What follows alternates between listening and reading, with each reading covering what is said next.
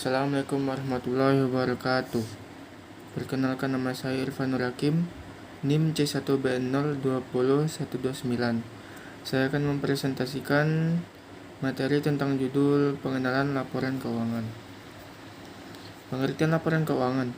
Laporan keuangan yaitu untuk menyediakan informasi keuangan terkena suatu tubuh perjuangan yang akan dipergunakan oleh pihak-pihak yang berkepentingan sebagai materi pertimbangan di dalam pengambilan keputusan ekonomi. Tujuan laporan keuangan: 1. Tujuan khusus. 2. Tujuan umum. 3. Tujuan kualitatif. Jenis laporan keuangan: 1. Neraca. 2. Laporan laba rugi. 3. Laporan perubahan ekuitas. 4. Laporan arus kas. 5. Catatan atas laporan keuangan. Komponen-komponen laporan keuangan: 1. Neraca. A. Aktiva atau aset. 1. Aktiva lancar atau current assets. 2. Aktiva tetap atau fixed asset. B. Kewajiban atau liabilities. 1. Kewajiban jangka pendek. 2. Kewajiban jangka panjang. C. Modal atau equity. 1. Laporan laba rugi. Laba rugi yaitu laporan yang memuat informasi terkena pendapat dan beban yang terjadi selama satu periode tertentu dalam satu perusahaan. 2. Laporan perubahan modal. Laporan perubahan modal yaitu laporan terkena perubahan modal pemilik suatu perusahaan selama satu periode, contohnya 1 bulan, 1 semester, atau 1 tahun. Laporan arus kas. Laporan arus kas yaitu laporan yang memuat informasi terkena ringkasan penerimaan dan pengeluaran kas suatu tubuh perjuangan yang terjadi selama satu periode, setiap 1 bulan atau suatu semester atau 1 tahun. 2.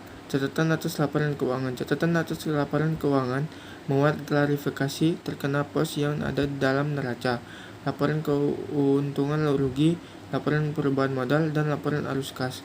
Bagian-bagian laporan keuangan: 1. Neraca atau balance sheet. 2. Laporan laba rugi atau income statement.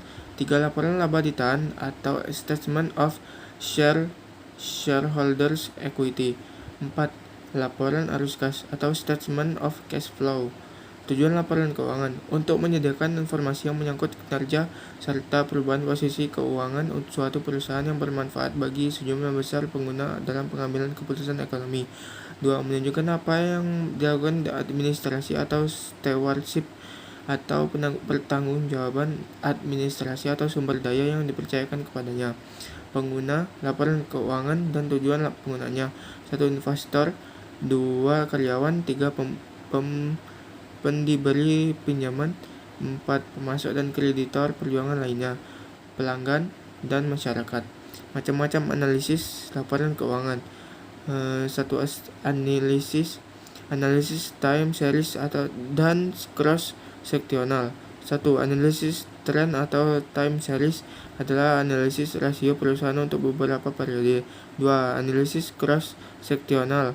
Dengan analisis ini, analisis membandingkan rasio perusahaan atau company ratio dengan rata-rata rasio perusahaan sejenis atau industri atau rasio rata-rata atau rasio standar untuk waktu yang sama.